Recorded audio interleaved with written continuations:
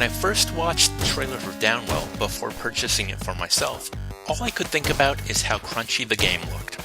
This sort of terminology might be familiar to those associated with discussion around game feel, and the vocabulary needed to articulate such concepts.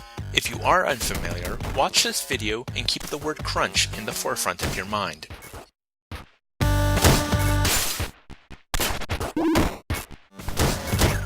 While I believe that the whole game embodies this, especially during the hurried rotation between dropping, stomping, and firefights, one small little touch exemplifies the concept more than anything else. That touch is the act of bursting through the glass bubbles.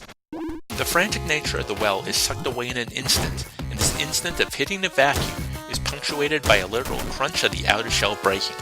It's a beautiful ending to each section of the game, and serves to highlight the importance of the side tunnels, where weapons, health, and charges await.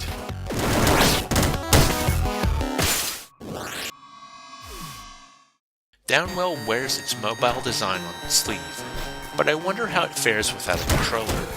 The game requires split-second decision-making and an ability to maneuver correctly to accommodate the style of play.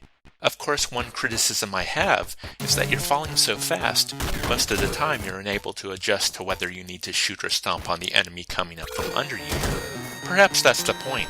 Perhaps you don't need precision controls when the gameplay itself is difficult, if not impossible, to adjust to. The good thing, though, is that through gem collection and the unlocks, you feel like you're making progress regardless of how much you target.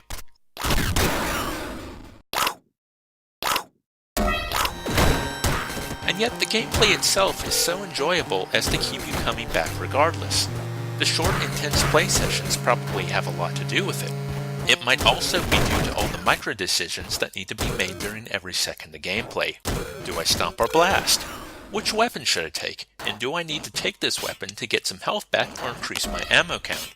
Should I continue downwards or try and collect as many gems as I can? Should I play one more game?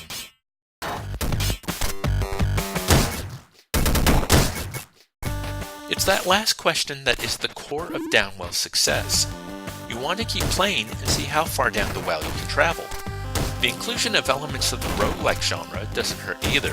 While Downwell isn't a roguelike by most definitions, the large collection of weapons and upgrades, along with the unlocks, keep the player interested. Often you'll take a new upgrade just to see how it operates, and of course you have to try them all out before you can start cultivating strategic combinations. It's the same system that makes games like The Binding of Isaac so enticing to play over and over again.